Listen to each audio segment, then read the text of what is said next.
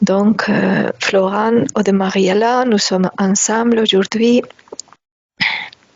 Nous avons fait nos vérifications et nous sommes prêts pour commencer une enquête d'un sujet que vous ne connaissez pas, que je vais vous annoncer maintenant. Le sujet que j'aimerais qu'on explore ensemble, c'est le silence. Surtout le silence intérieur.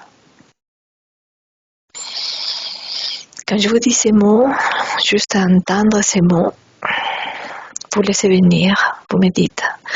Et vous levez la main quand vous avez besoin de parler, je vous poserai des questions, voilà, on va se laisser porter. Ouais, Aude Mariella. La première chose, quand tu l'as verbalisé, j'ai entendu que c'est glorieux. Et que c'est immense et en même temps c'est élevant. Tu vois, quand je dis glorieux, je vois vraiment comme si c'était étincelant et c'est éblouissant de lumière. Ouais. Oui, Flora. Ouais, alors quand tu as dit ça, j'ai vu une personne, alors c'est très bizarre, mais j'ai vu une personne qui se mettait comme du cellophane autour d'elle. Et ce cellophane crée une sorte de fine protection, comme une bulle, qui permettait en fait, par rapport à l'extérieur, de mettre une fine couche en fait, pour qu'il n'y ait pas de lien entre l'intérieur et l'extérieur. Ouais, Florent, tu peux juste écarter un peu les micros, c'est vrai que c'est un peu plus fort que de Mariella, pour pas que ça gêne. Oui. Est-ce que ça va là? C'est mieux, c'est mieux. Ok. Donc, il est bon ton micro, hein? Ouais, un peu fort là. Ok, donc un cellophane, et qu'est-ce que ça fait, le fait de mettre ces cellophanes? Voyons, on observe. Ça crée une bulle en fait. Ça crée une bulle, d'accord. Ok. Et ça permet de créer le silence, c'est ça? En fait, c'est une bulle où je vois la personne se fondre dedans. Et alors, c'est marrant, ça ne me parle pas vraiment de silence à proprement parler. Ça me parle plutôt d'une bulle ou d'un monde en fait. C'est comme si on disait silence, mais que ça cachait c'est pas vraiment du silence. Il y a des choses qui se passent dans ce silence, mais c'est dans une atmosphère en fait silencieuse, et ça fait apparaître d'autres choses en fait. D'autres choses. Ouais. Alors continue d'explorer ce que cela apporte. Oui, Aude Mariella. Oui, je rejoins un peu Florent, parce que ça me dit le silence n'est pas silence. Tu vois, comme si c'était quelque chose comme une expansion, mais que dans cette expansion, il y avait différents mondes en même temps. Il y avait différents niveaux de silence, comme les différents niveaux de l'amour aussi. Et je vois comme si c'était un certain moment soulageant d'entendre le silence de la nature, mais en réalité c'est le son de la nature. Et que plutôt que d'entendre le silence des humains où je perçois des machines, tout ce qui est électronique, tout ce qui est IA, etc., de ne pas entendre ça, ça crée un autre silence. Mais graduellement, on avance et il y a des silences qui peuvent être déconcertants aussi, un peu flippants même, pour des silences de mort, tu sais, où on a cette sensation que la vie a disparu, mais que ça me montre que c'est qu'une illusion, qu'une phase, que derrière ce silence où on n'entend plus certains mots ou certains bruits, eh bien, plus on va prêter notre attention, plus on va entendre d'autres choses plus finement. Oui. Donc, ça vaut la peine de continuer d'explorer ce silence.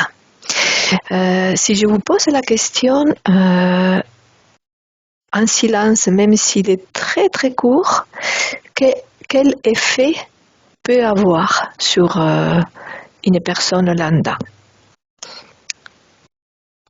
L'effet d'expérimenter des petits moments de silence. Oui, Florent. Alors moi, là, je suis connecté à une personne à qui ça fait peur. J'ai vu qu'elle a eu un recul. C'est comme si ça lui avait enlevé le grésillement des bruits de la vie de tous les jours, et que d'un coup, elle avait entendu comme le vide. Oui. Ça m'a dit comme un vide. Et que ça l'avait absorbée dans ce vide. Et du coup, elle est sortie. Elle a reculé, en fait. Ouais.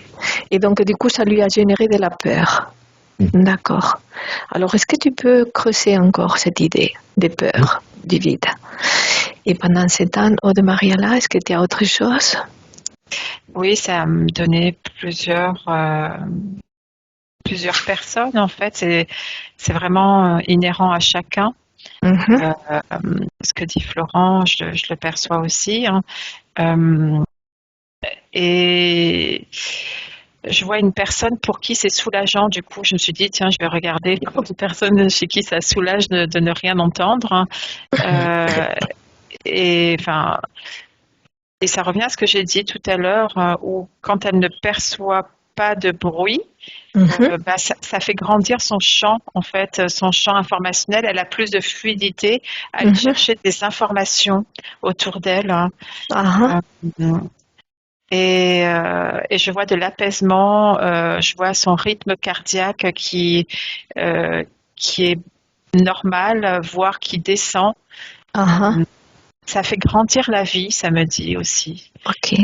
Quand je dis grandir la vie, c'est comme si je voyais des gens qui vivaient dans un endroit plus silencieux, parce que le silence total sur Terre n'existe pas, à moins d'être dans une cage de Faraday peut-être.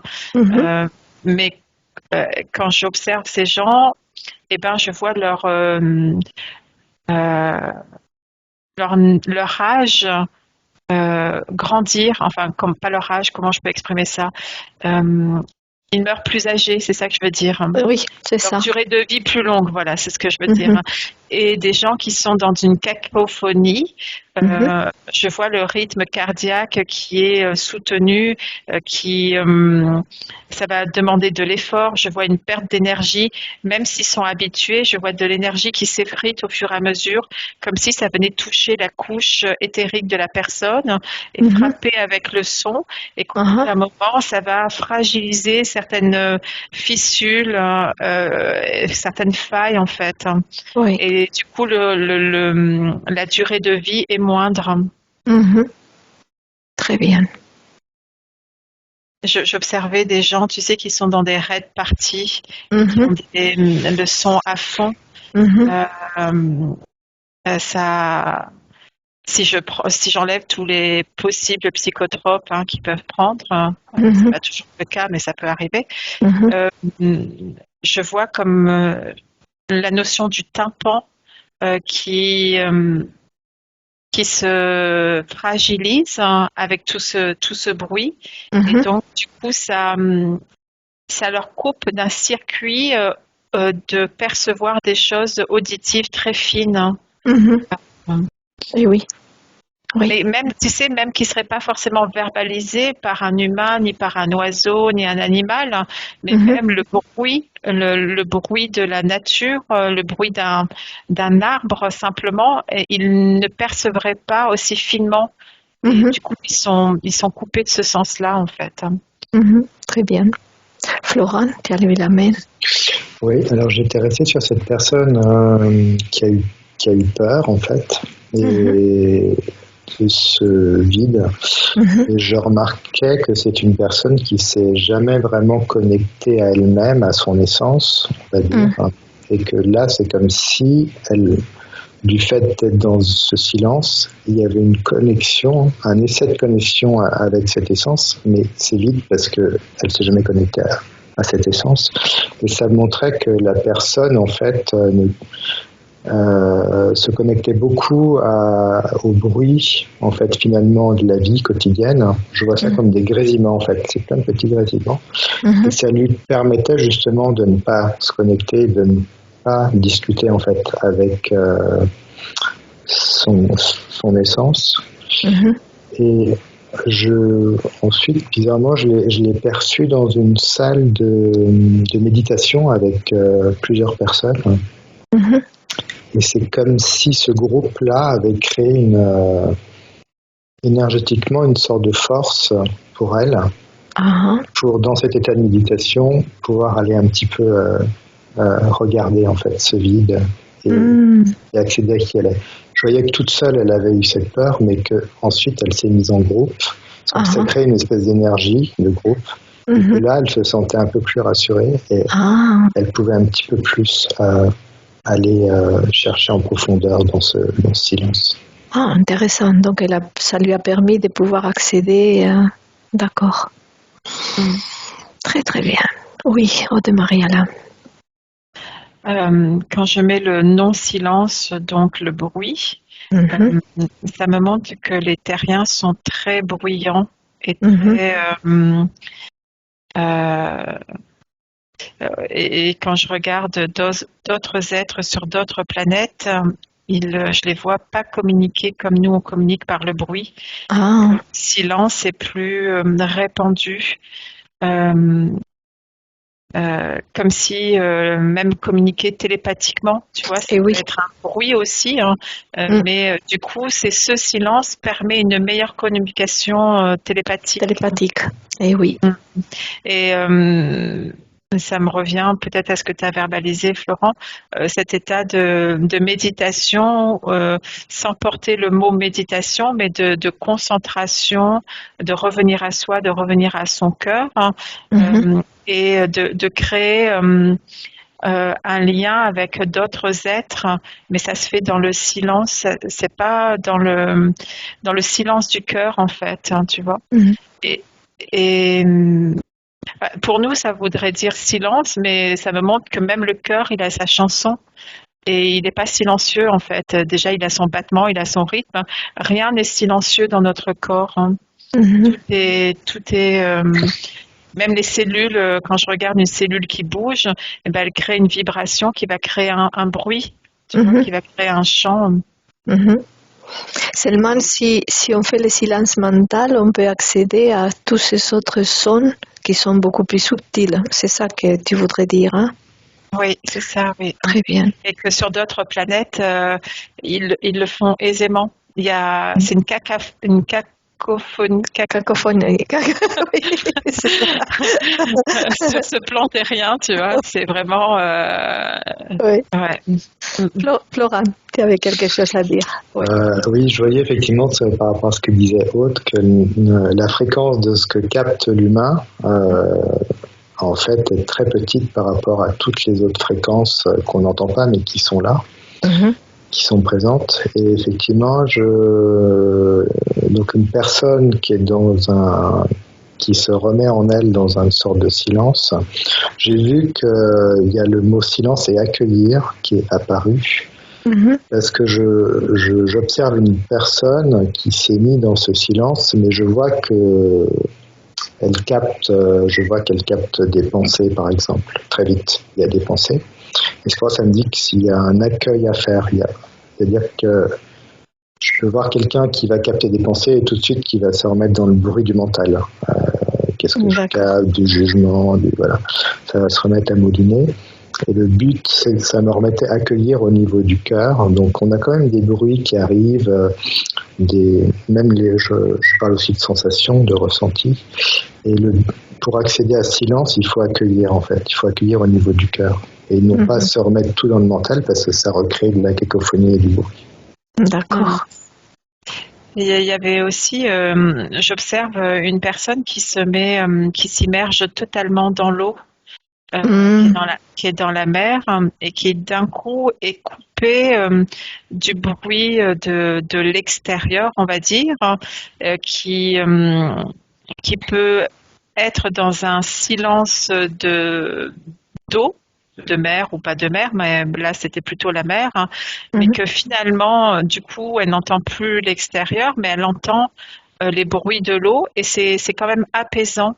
Il y a un silence ouaté, ça me dit, tu vois, comme si ça adoucissait quand on est dans l'eau, ça adoucit les. Ouais, c'est un silence doux, mais en même temps, c'est pas un silence, tu vois, parce que tu peux entendre quand même les choses, etc. Les vibrations et tout. Et oui, c'est ça. Hein. Et ça me montre que le silence n'existe pas en fait. Ouais. Et oui, il y a plein de choses différentes dans ces mots. Si je vous dis aller dans le désert, peut-être rejoindre quelqu'un qui est en plein désert, c'est peut-être un endroit où on peut retrouver plus facilement ces silences, en tout cas les silences extérieurs, hein. Je ne parlais pas des silences intérieurs. Et dites-moi, qu'est-ce que vous avez, oui, Flora? Alors, ça me replonge dans ce que j'ai vécu dans le désert, où il y avait effectivement absolument aucun bruit, et ça m'a presque choqué. J'ai eu comme je vois une espèce de choc de percevoir que sur cette terre qui est pleine de bruit, il y avait aussi des zones de total silence. Mais quand je dis total silence, c'est comme si ce silence, c'est un peu comme dans une pièce où on enregistre du son et que tout est calfeutré. C'est exactement, c'est-à-dire qu'on fait partie du silence aussi en fait. Ça englobe tout le corps, toutes les cellules. Très bien. Ça a un peu transcendé quelque chose, je vois chez moi. Oui, et oui. Et de Maria là, oui. Alors, j'ai pas du tout l'expérience du désert, mais là, quand je perçois, je vois comme si c'était soulageant quand c'était accueilli, quand le silence est accepté, quand on sait que c'est un endroit qui est comme ça, c'est OK. Mais je vois quelqu'un qui est perdu dans le désert. Hein, et là, c'est pas du tout accepté. C'est pas tant le fait qu'il soit perdu qui est pas accepté, mais c'est le fait que il y a un désir d'entendre la vie par des notions, par des bruits connus, et que du coup, ça devient angoissant d'entendre le silence dans cette circonstance. Ok. Et si vous cherchez quelqu'un qui a vécu toute sa vie dans les déserts, donc en fait c'est un bédouin ou il connaît pas autre chose. Comment il fonctionne? Est-ce que le fait d'être né dans les déserts et d'avoir toujours vécu là, vous voyez une structure, une façon d'être différente? Observez, voir qu'est-ce qui se passe. Oui, Flora. Ouais, je le vois. Alors, c'est marrant parce que ça me montrait quelqu'un qui a j'observais comme s'il avait des énormes oreilles. Et donc comme si vraiment il était à l'écoute, mais une écoute vraiment amplifiée. Et je le vois qui capte le moins de petits bruits, le moins de petits mouvements. Et c'est comme si cette écoute était connectée au ciel, en fait. C'est comme si c'était un sens qui était devenu un extrasens, en fait, finalement. Extrasens. Et comment il est son état d'esprit? Observe voir comment il fonctionne. Pour cet être que tu précises, je vois comme si sa pinéale était très activée. Et il y a une notion de silence et de temps en même temps. Tu vois, on parlait tout à l'heure que c'est supportable ou pas en fonction de la durée du temps, et que pour eux, c'est quelque chose de normal, d'acceptable, de bien, de juste. Et quand je transpose cet homme qui a vécu toute sa vie dans un désert, dans un milieu citadin, je vais mettre Paris par exemple, tu vois, mais bon, c'était je perçois que ça le déstructure justement. C'est une violence et dans tous ses corps, il est inadapté, tu vois, pour ce type d'environnement bruyant. Ouais. Intéressant.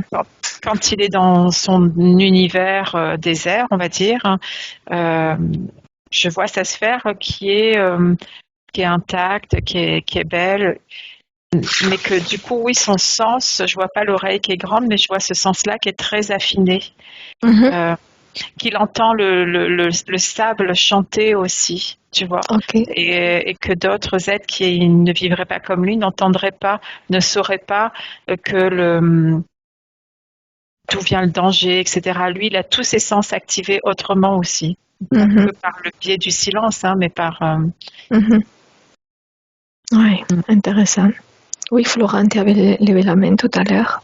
Oui, effectivement, comme disait Aude, il y a l'espace-temps en fait qui est totalement différent. Je le vois dans un espace-temps vraiment totalement différent et je vois que il y a plein de...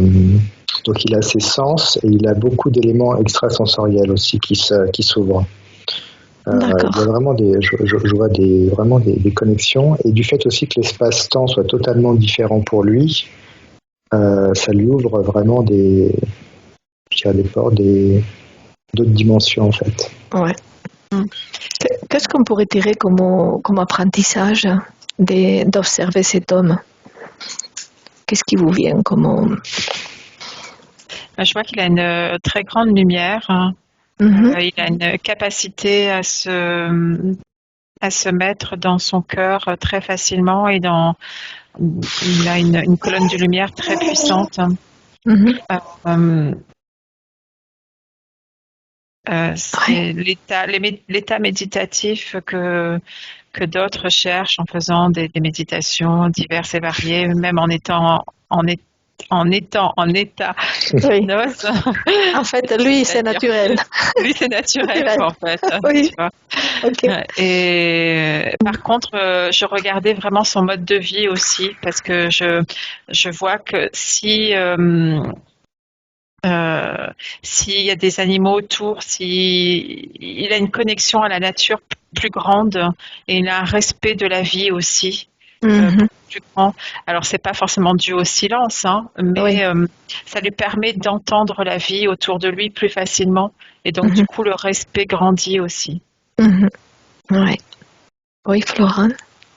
Ouais, comme disait Aude, effectivement, je voyais cet homme et puis je voyais, par exemple, en Occident, les gens qui recherchent cette méditation et ce silence. Et je voyais qu'effectivement, ça se passait au niveau de la tête pour ces gens-là et que lui, c'est comme si c'était inné en fait. C'est-à-dire, il est ce silence, il est ce ressenti. Donc, il n'y a plus de recherche en fait. C'est comme si c'était vraiment son essence. Il reste, c'est son essence en fait. Son état naturel en fait. Son état totalement naturel, c'est incroyable. Il a un coronal hyper ouvert, un canal très ouvert, tu vois. Pas que de l'ouïe, mais vraiment son coronal est très grand ouvert. Ça me fait penser, tu vois, ça m'envoie dans des montagnes plutôt que dans le désert maintenant. Et ça me montre une personne qui a été, comment on appelle ça? Ermite.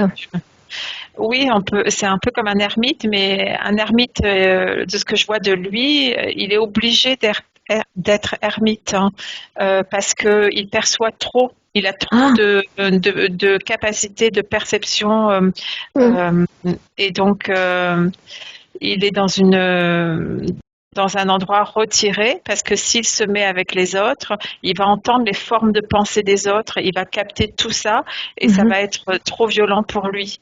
Et là, je parle même pas du bruit des voitures ou de la musique ou autre, c'est vraiment les pensées mentales des autres individus, même des animaux, il va les percevoir trop. c'est ceux à qui, à qui on a fait une trépanation, tu vois, et qui du coup, ceux qui ont survécu à la trépanation ont cette sensibilité et entendent davantage. Puisque tu parlais du silence, c'est quand même pour eux le silence est primordial, ça me dit. Ouais, je le vois aussi dans sa manière de s'exprimer en fait. C'est comme le style, il n'a pas besoin de s'exprimer en fait avec la voix finalement. Je vois que tout est juste en fait dans ce qu'il est, dans ce qu'il envoie comme énergie. Il pourrait devenir fou s'il se met dans un endroit où il y a trop de monde. Il deviendrait fou. Il pourrait pas canaliser toute cette violence du non-silence, ça me montre. Ok, très intéressant. Est-ce qu'on pourrait imaginer des cures de silence? Moi, j'adorerais. Personnellement, je suis preneuse. Qu'est-ce que ça ferait si on disait, allez, je vais me faire une petite cure de silence? Qu'est-ce que ça ferait comme effet? Ça me fait penser à Vipassana, là, tu vois, quand tu dis ça, où on est en état de méditation pendant 12 jours au moins, où on ne communique pas ni avec les yeux de toute manière, ni avec la bouche, et qu'on reste dans cet état de silence intérieur et de retour à soi, en fait. Et ça nous permet de mieux capter les informations à l'extérieur sans savoir ce qu'il en est. C'est-à-dire que à force d'être dans l'écoute de soi et dans un milieu où personne ne communique par la voix, où il n'y a pas de musique, eh bien on perçoit tout, on perçoit ce qu'on va manger à midi parce que finalement notre champ de conscience grandit et va toucher le champ de conscience de tous les autres. Et on va savoir ce qu'on va manger à midi alors qu'on n'a pas la carte, le menu par exemple. Bon, c'est juste un détail, mais c'est anecdotique. Et voilà quoi. Ça nous grandir dans notre énergie. Ouais. Et si c'était tout, enfin, moi, ce que je voulais proposer, c'est de dire, sans aller à 11 jours, parce que c'est pas toujours évident pour tout le monde, mais c'est dire, dans la journée, je me fais 3 petites pauses silence, mais vraiment silence, sans rien d'autre que silence, comme quand on se fait pause pipi ou pause eau. Qu'est-ce que ça fait sur une personne si elle se donne de temps en temps une petite pause silence? Quel effet vous voyez que ça fait?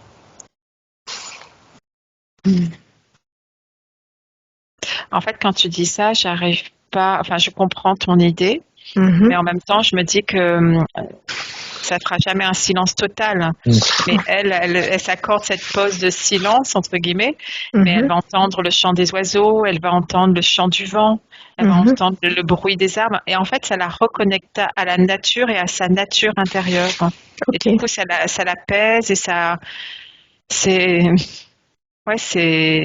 judicieux, bon, et ça augmente son taux d'hormones de bien-être, je vois. Très bien. Oui, Flora. Ouais, effectivement, donc je voyais comme hôte quelqu'un qui en fait essayait, mais il y a toujours beaucoup de parasitage autour d'elle. Et du coup, j'essayais un petit peu de voir qu'est-ce qui est parasitage et qu'est-ce qui n'est pas. Effectivement, ça me montrait par exemple quand tu es dans la mer, si tu entends, je sais pas, le bruit d'une baleine, ou si tu es dans la forêt, le bruit des oiseaux. Tout ce qui vient de la nature, le vent, dans les feuilles d'un arbre, pour moi, ça me représente aussi un silence quelque part. Par contre, tout ce qui est bruit de voiture, les bruits créés vraiment par l'homme, là, c'est du parasitage en fait. Donc, tu peux te mettre en silence en pleine forêt. Il n'y a aucun problème. Ce sera accepté comme du silence, on veut quelque chose de naturel. Par contre, te faire du silence au cœur d'une ville, dans un parc, là, c'est plus compliqué quand même. Je vois que ça, c'est pas évident. C'est pas évident. Est-ce qu'il y aurait une croyance derrière ça? Tu peux vérifier. Derrière quoi? Derrière l'idée qu'on ne peut pas avoir le silence en plein milieu d'une ville. Vérifie. Ça dépend de, si je peux répondre à cette question aussi, ça dépend de l'état de retour à soi. Bien à soi, plus le silence peut être véritable. Peu importe ce qu'il y a dehors, ça peut être très très bruyant, tu vois. Et finalement, quand on respire et quand on revient à soi, ben le silence peut se faire, mine de rien. Très bien.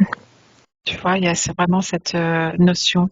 Et en même temps, à côté, je vois un misophone. C'est quoi un misophone?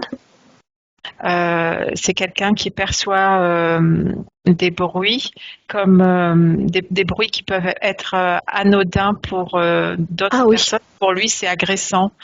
Par exemple, quand on est à table, les bruits de bouche ou des stylos qui font tac tac tac avec le bout du stylo ou les gens qui vont taper les doigts sur la table comme ça.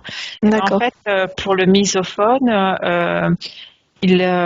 ça va être exacerbé. Ça va créer, voilà, et ça va créer de la violence à l'intérieur de lui, des bruits répétitifs surtout, tu vois.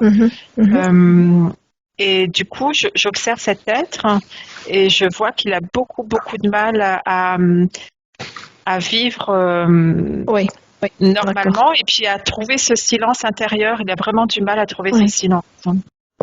Ça demande plus d'énergie et plus d'efforts. Oui, Flora, tu voulais... Oui, alors pour répondre à ta question, effectivement, il y a quand même des croyances, je vois qu'il y a des croyances qui sont là-dessous. Par exemple, qu'une voiture qui passe, c'est dérangeant en fait. Je vois vraiment cette croyance qui est entrée. Et parallèlement à ça, je vois quelqu'un qui a un niveau de conscience plus élevé, qui se met en méditation dans un parc. Et qui va prendre ce bruit de voiture, en fait, qui va l'accueillir et qui va l'intégrer à son instant méditatif de silence, quelque part. C'est-à-dire que ce bruit va plus devenir une agression, mais ça va l'emporter, en fait. Avec lui, il va vraiment l'accueillir. Et je voyais d'autres croyances. Je vois aussi, par exemple, quand tu es en ville, dans des appartements, je peux voir par exemple que le voisin va entendre l'autre voisin, la télé de l'autre voisin, et que c'est comme si effectivement quelqu'un qui était dans sa bulle finalement, dans son appartement, dans son lieu, essayait de se protéger des bruits finalement extérieurs. Même si lui a une télé, finalement la télé du voisin est très dérangeante pour lui en fait. C'est comme si l'autre personne entrait dans son lieu de vie, en fait, dans son champ. Vraiment. Très bien. Il y a une histoire de dualité et de séparation aussi dans le silence. Tu vois, quand tu dis ça, Florent, je vois l'être qui veut créer justement sa bulle intérieure et quand il entend le bruit à l'extérieur, si c'est pas lui qui a le bouton sur la manette et qui a pas fait ce bruit, eh bien ça crée une séparation, une dualité et donc du coup ça va l'extirper de son être en fait et ça va l'amener au son. Et ça crée cette violence intérieure. Et du coup, il n'entend que ce bruit-là. Il est focus sur ce bruit. Et ça lui demande de l'effort aussi de revenir à soi. J'avais une autre notion, mais elle s'est évaporée. Oui, elle va revenir. Et si on s'est donné juste quelques petites minutes de silence comme ça pour le vivre et je vous fais signe. On va expérimenter.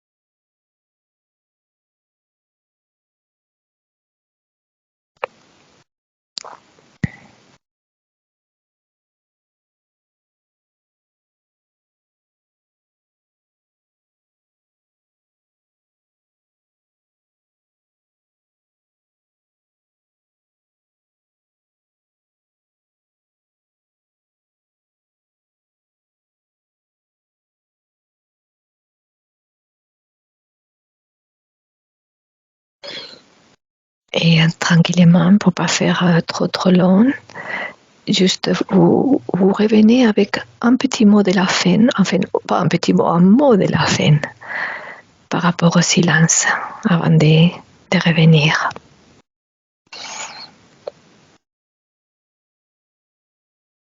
Le silence est vivant et restructurant. Très bien. Et Florent?